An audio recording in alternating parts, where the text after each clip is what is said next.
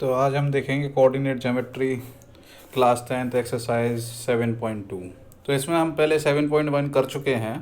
तो 7.1 में हमने देखा था कि आपको 2 पॉइंट के बीच की डिस्टेंस निकालनी है। उस पर हमने कई सारे सवाल किए, पूरी एक्सरसाइज की थी।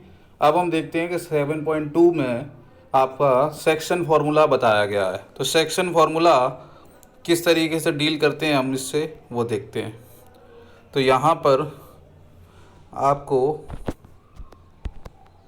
फॉर्मूला दिया हुआ है, तो आपको क्या करना है, यहाँ पर इसमें समझना है कि ये किस तरीके से डिवाइडेड होता है यहाँ पर।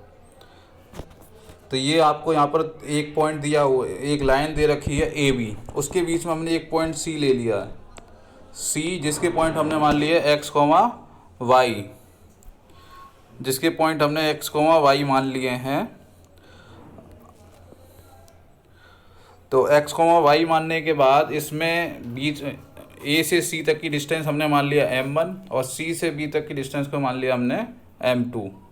मतलब ये है कि ए बी के बीच में एक पॉइंट सी इस तरीके से है जिसने लाइन ए बी को दो रेशियोस में बांट दिया, या फिर हम कह सकते हैं अनुपात में बांटा है, m1 अनुपात m2। तो इसमें ये अगर हम ए बी के बीच में कोई पॉइंट ले रहे हैं तो इसको हम बोलेंगे अंतः विभाजन। तो अंतः विभाजन में आपका फॉर्मूला जो बनता है वो ये है कि हम लिख सकते हैं x is equal to m1 x2 plus m2 x1 plus m1 m2। तो m1 प्लस m2, तो x का फॉर्मूला आपका ये हो गया। तो इसमें सी याद करने का तरीका आप ये कर सकते हैं कि m1 के साथ x2 आएगा, m2 के साथ x1 आएगा और नीचे दोनों को ऐड कर देना है, m1 प्लस m2। सेम हम आपका y में करेंगे m1 y2 plus m2 y1। इसी तरीके से हमें यहाँ पर एक पॉइंट ले लिया है, मतलब दूसरा देखेंगे एक्सटर्नल डिवीजन। अब हमारी जो लाइन है आप देख सकते हैं कि जैसे मैं एक कोई लाइन ले लूँ, यहाँ पर इसमें लिखूँ ए और बी, 2 पॉइंट। अब मुझे क्या करना है, इसमें डिवीजन एक्सटर्नली करना है, बाहर की तरह। तो ए बी के बाहर मैं कहीं पर एक पॉइंट सी लूँगा, तो यहाँ से ए से बी तक की डिस्टेंस और ए से सी तक की डिस्टेंस, यानी कि अब ये 2 डिवीजन में डिवाइड हुआ। ए से सी तक हमारा एक डिवीजन होगा, ए से सी तक, और ए से बी तक हमारा एक डिवीजन होगा। तो ए से सी तक हमारा हो जाएगा m1 और ए से बी तक हम जो मानेंगे वो मतलब बी से सी वो हो जाएगा हमारा m2। तो ये हमारा तरीका हुआ इसमें। तो इसमें भी हमारा क्या है, क्योंकि पॉइंट बाहर की तरफ है इसीलिए यहाँ पे हमारा फॉर्मूला जो है वो बन जाएगा इसमें माइनस साइन के फॉर्म में।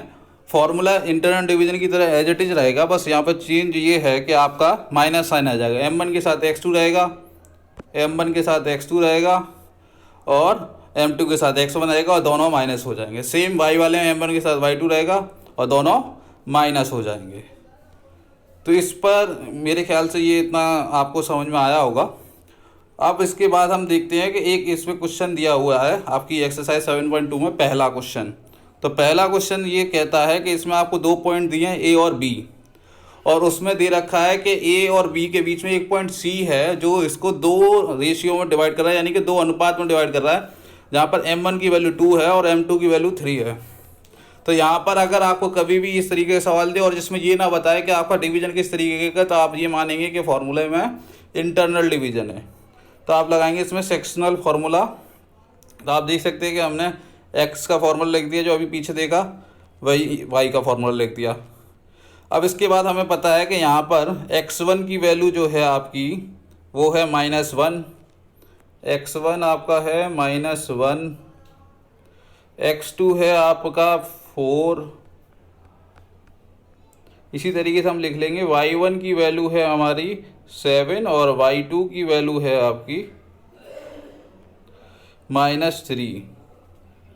तो इसमें जब हम दोनों वैल्यू पता चल गया तो आप देख सकते हैं कि m1 की जगह पर हमने 2 रखा, x2 की जगह पर 4 रखा और m2 की जगह पर 3 रखा, जो दे रखा है आपको। सारी वैल्यूज़ इसमें पुट कर दी, सेम यहाँ पर हमने वैल्यूज़ पुट कर दी। तो अब हम देख सकते हैं कि यहाँ पर आपका 2 4 जा 8 हो जाएगा और 8 में से 3 माइनस होगा आपका। तो 8 में से अगर आप 3 माइनस करेंगे तो आपका आएगा 5, और 5 में आप 5 से डिवाइड करेंगे तो आपका आंसर आ जाएगा 1 एक्स की वैल्यू। सेम यहाँ पर होगा आपका 2 का 3 मल्टीप्लाई करेंगे तो -6 आएगा, और 7 का 3 में मल्टीप्लाई करेंगे तो 21 आएगा। 21 में से आपका यहाँ पर ये माइनस कर देंगे आपका 3 2 जा 6, और नीचे आपका है 5, तो ये माइनस करने पर आपको मिलेगा 15/5, तो ये आपका आ जाएगा 3। तो ये आपका पॉइंट हो गया x, y, ये आपका पहले क्वेश्चन का आंसर। इसके बाद आपको एक क्वेश्चन दे रखा है कि आपका एक लाइन ए बी है, उसको 3 इक्वल पार्ट्स में ट्राईपार्टीशन किया गया, 3 इक्वल पार्ट्स में डिवाइड किया गया। तो हम इसमें 3 इक्वल पार्ट्स करने के लिए इसके बीच में 2 पॉइंट लेंगे। जैसे हम बना के देख सकते हैं कि एक लाइन आपको इस तरीके से दे दी जाए, जिसमें हमने कह दिया ये ए बी है। अब इसको 3 इक्वल पार्ट्स में डिवाइड करना है, तो इसके बीच में मेरे को 2 पॉइंट लेने पड़ेंगे, तब ये 3 पार्ट्स में डिवाइड होगा। एक ये और ये आपके ये 3 पार्ट्स हो गए। अब हम इनके पॉइंट्स के नाम दे सकते हैं कि ये सी और डी। अब जब आपको पॉइंट सी की वैल्यू निकालनी है, तो आपको ये ध्यान रखना है कि ए से सी तक का आपका m1 हो जाएगा वैल्यू, और बी से सी तक आपकी वैल्यू हो जाएगी m2, ये हो जाएगा आपका। और यहाँ पर आपको ए और बी की वैल्यूज दी हुई है, तो आप इसको हटा सकते हैं। तो अब देखिए आपको यहाँ पर यही मैंने आपको करके दिखाया है, ए बी के बीच में आपका एक पॉइंट सी लिया हुआ है, तो ए से सी तक की डिस्टेंस आपकी 1 हो गई, और आपका यहाँ पर बी से सी तक की वैल्यू आपकी 2 हो गई, और ये मैंने यहाँ पर लिख दिया आपका। अब आपका फॉर्मूला, क्योंकि ये इंटरनल डिवीजन है, तो इंटरनल डिवीजन का फॉर्मूला हमने लगाया। अब वही यहाँ पर देखिए x1 की वैल्यू 4, y1 की वैल्यू -1, x2 की वैल्यू 2, y2 की वैल्यू -3। अब जब सारी वैल्यू हमें पता चल गई, तब इसको आपको इसके अंदर फॉर्मूले के अंदर रखना है। तो आप देखना चाहें तो दोबारा से मैं आपको साइड में एक करके दिखा सकता हूँ। x की वैल्यू आपकी यहाँ पर, m1 की वैल्यू आपकी है 1, x2 की वैल्यू है आपकी 2, और m2 की वैल्यू है आपकी 2, और x1 की वैल्यू है आपकी 4, और नीचे इन दोनों को ऐड कर देंगे आप m1 और m2 को, तो ये हो जाएगा आपका ऑलरेडी 3। इसके बाद आप क्या करेंगे कि यहाँ पर ये 2 का मल्टीप्लाई 1 में करेंगे तो 2 आएगा, 4 का मल्टीप्लाई 2 में करेंगे तो 8 आएगा, तो 8 और 2 आपका हो जाएगा 10, तो ये हो जाएगा 10/3। ये तो होगी आपकी x की वैल्यू। सेम आप y की वैल्यू के लिए कर सकते हैं। y बराबर फॉर्मूला आपका लिखा हुआ, हमें केवल वैल्यू पुट करनी है। m1 की वैल्यू 1, y2 की वैल्यू आपकी -3, प्लस फॉर्मूले में है m2 y1, तो m2 की वैल्यू 2, y1 की वैल्यू आपकी हो जाएगी -1, और नीचे इन दोनों को ऐड कर देंगे जैसे अभी किया था, वो हो जाएगा आपका 3। तो अब आप देख सकते हैं कि दोनों में माइनस साइन आया, तो माइनस का 3 में 1 में मल्टीप्लाई, 2 का मल्टीप्लाई माइनस के 1 में, तो 3 का माइनस के ये -3 हो जाएगा आपका।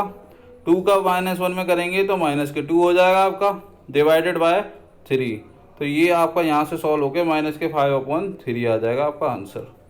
ये हो गया आपका इसका सॉल्यूशन, आपका सी वाला पार्ट। बट हमें पॉइंट जो है डी के भी निकालने हैं।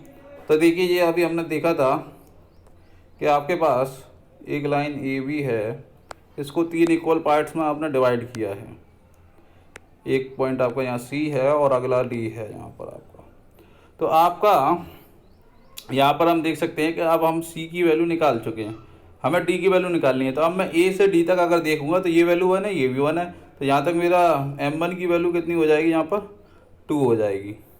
और यहाँ पर यहाँ से यहाँ तक की डिस्टेंस 1 है, तो m2 की वैल्यू मेरे को यहाँ पर 1 मिल जाएगी। तो इस तरीके से जब हमें यहाँ पर ये m1 m2 की वैल्यू क्लियर हो गई, तो हम यहाँ पर x1 y1 और x2 y2 की वैल्यू हमारी वही फिक्स रहेगी, और हम इसमें वैल्यू पुट करेंगे। तो पुट करने के बाद आपने देखा कि 2 2 जा 4, और ये 4 और 1 जा 4, तो ऐसे आपका ये आ गया x की वैल्यू 8/3। और दूसरा आप यहाँ देख सकते हैं आपका m1 2 और m2 x2 की वैल्यू आपकी -3, और यहाँ पर आपने लिख दिया m2 की वैल्यू 1 और x1 की y1 की वैल्यू -1। तो ये सॉल्व करके आपका मल्टीप्लाई करके -7/3। तो इस तरीके से आपके डी पॉइंट भी कैलकुलेट हो गया। तो आई होप आपको समझ में आया होगा। वीडियो अच्छा लगे तो सब्सक्राइब करें, शेयर करें, लाइक करें। Thank you.